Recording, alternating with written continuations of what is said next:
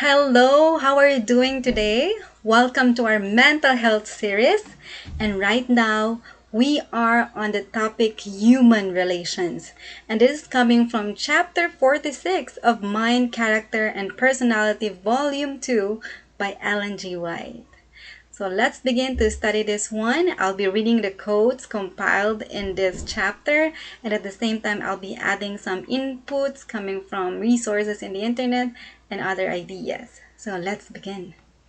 So we are all woven together in the great web of humanity.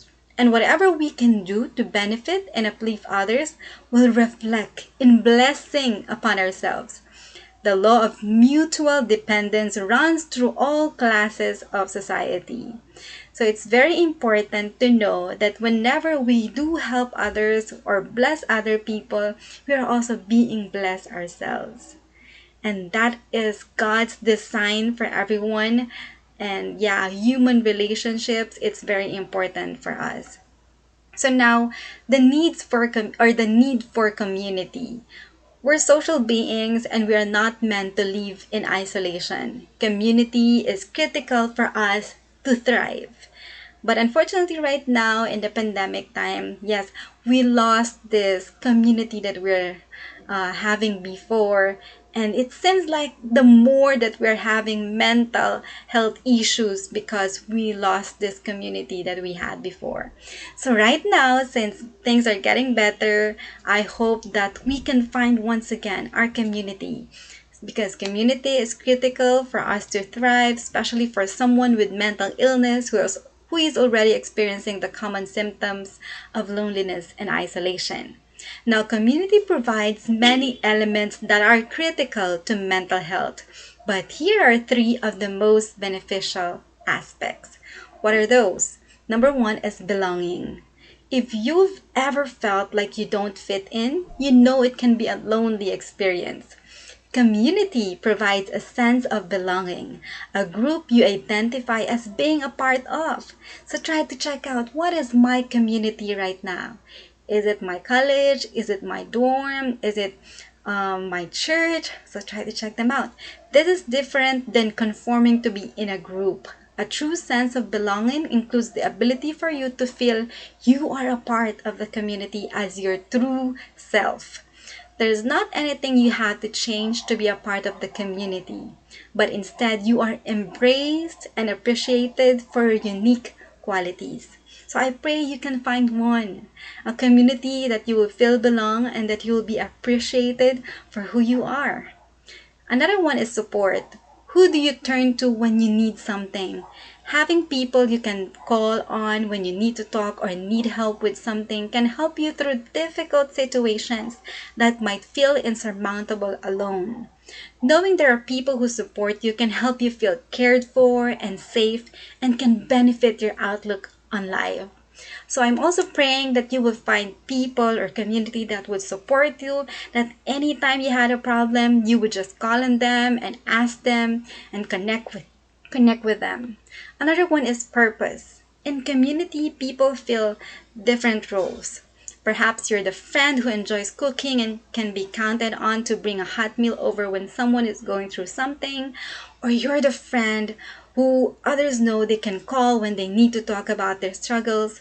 These roles can give you a sense of purpose through bettering other people's lives.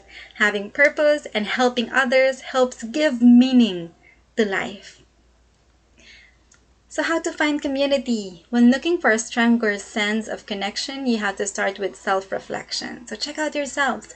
Being aware of what's important to you can help you find ways to connect with other like-minded people.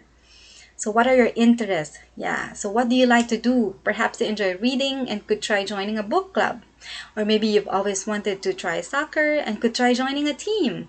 The possibilities are endless, and you might find it easier to connect with others while doing activities you enjoy. Values also. What are your values? This category could include charities or volunteer work. Being of service is rewarding, and you can connect with others who have similar values or care about the same causes as you. A big part of building your community is giving back to each other, and finding volunteer work is a great way to start. So check out your values and what groups of people can you see around you that uphold the same values as yours. Maybe you can join them. Another one is beliefs. What do you believe in? If you connect with a spiritual practice or religion, try going to a speaking engagement, introductory class, or service. Or if a political cause speaks to you, you can join a group that works toward a goal that's meaningful to you. Connecting with something bigger than you is another helpful way to broaden your community.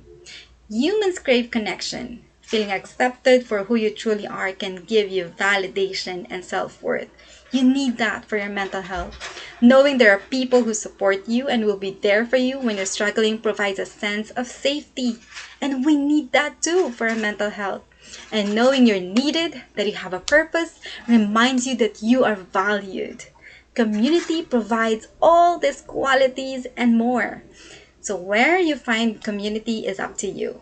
There's no one size fits all. And if you haven't found a strong sense of community yet, keep trying, okay? Keep trying. No matter if your community is big or small, finding people you connect with is vital for your mental health. And remember, just as it's important for you to find your community, it's also important for others to have you as part of their community. We all need each other. And that is human relations that this chapter is talking about. Now, in the Lord's plan, human beings have been made necessary to one another. If all would do their utmost to help those who need their help, their unselfish sympathy and love, what a blessed work might be done. To everyone, God has entrusted talents. These talents we are to use to help one another to walk in the narrow path. In this work, each one is connected with the other, and all are united with Christ. It is by unselfish service that we improve and increase our talents. So if you can see that you have talents in you right now, use them to serve others, and you will see that it will grow more. Your talents will be developed if you use them in serving others. So many are in obscurity. They have lost their bearings. They know not what course to pursue. Let the perplexed ones search out others who are in perplexity and speak to them words of hope and encouragement. When they begin to do this work, the light of heaven will reveal to them the path that they should follow. So maybe at times you are confused, what should you pursue? But yet try to help others, encourage others in pursuing their goals, in pursuing what is good for them. And you will see that you would somehow discover, oh, then this is the one for me. So when they begin to do this work, the light of heaven will be revealed to them, the path that they should follow. By their words of consolation to the afflicted, they themselves will be consoled. By helping others, they themselves will be helped out of their difficulties. Joy takes the place of sadness and gloom. The heart filled with the Spirit of God glows with warmth toward every fellow being. Every such a one is no longer in darkness, for his darkness is as the noonday. Wow, what a darkness! A darkness that is as the noonday. That is, if you would try to help encourage others who are perplexed with what they want to pursue. Next is, we cannot afford to be in any way a hindrance to others. Each has his own peculiar temptations and trials, and we are to stand in a position where we can help and strengthen the tempted. We are to encourage and, if possible, lift up those that are weak in the faith. By speaking of the promises of God, we may sometimes remove depression from the minds of those who are in trial and difficulty. Why not? Why not speak the promises of God to those people having difficulties? So this work, correcting wrongdoing, is the nicest, the most difficult ever committed to human beings. Here's another thing. If we are if we see a person doing something wrong and we want to correct that person out of love, so it requires the most delicate tact, the finest susceptibility, a knowledge of human nature, and heaven-born faith and patience, willing to work and watch and wait. It is a work than which nothing can be more important. So try to really correct with love and be tactful. That's also important, and that's part of our human relations. Now, we sustain the most solemn relation one to another. Our influence is always either for or against the salvation of souls. So that's why we need to be careful with the things that we say. We're either gathering with Christ or scattering abroad. We should walk humbly and make straight paths lest we turn others out of the right way.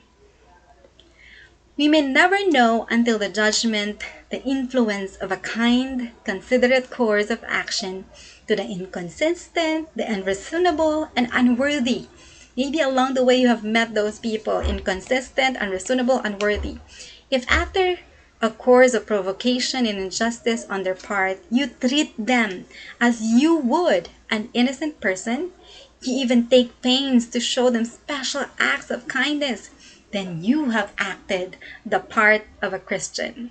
And they become surprised and ashamed and see their course of action and meanness more clearly than if you plainly stated their aggravated acts to rebuke them. So it's possible that your kindness will be the one that would help them to know their mistakes and rebuke them through that. So blessed are the peacemakers, for they shall be called the children of God. Who calls them so? All the heavenly intelligences. Then do not encourage any tempted soul to tell you the grievances of a brother or a friend. Tell them that you do not want to hear their words of censure and evil speaking, because your counselor has told you in his word that if you cease to stir up strife and become a peacemaker, you will be blessed. Tell them that this is the blessing you are craving. For Christ's sake, do not speak or think evil. May the Lord help us not to only read the Bible, but to practice its teachings. The human agent who is faithful in his work, who unites gentleness with his power, justice with his love, causes rejoicing among the heavenly intelligences, and glorifies God. Let us strive earnestly to be good and to do good, and we shall receive the crown of life that fadeth not away. So it's possible. People are coming to us, giving their complaints and rants, and what you should tell them is that, hey, I don't want to hear those words of censure and evil speaking. Let us just, do peacemaking talk to that person. And the heavenly intelligence will be so happy and you will glorify God. So those who are really the least in need of help are likely to receive the most of our attention. But we need to show special wisdom in dealing with those who seem inconsiderate and thoughtless. Some do not comprehend the sacredness of the work of God. Those of the least ability, the thoughtless, and even the indolent, especially demand careful, prayerful consideration. We must exercise tact in dealing with those who seem to be ignorant and out of the way. By persevering effort in their behalf, we must help them to become useful in the Lord's work. They will respond readily to a patient, tender, loving interest. I hope you won't give up to those persons that you thought they are useless, but then try to be careful in dealing with them, and one day soon they might be useful in the Lord's work. So he who seeks to transform humanity must himself understand humanity. Only through sympathy, faith, and love can man be rich and uplifted. Here Christ stands revealed as the master teacher of all that ever dwelt on the earth.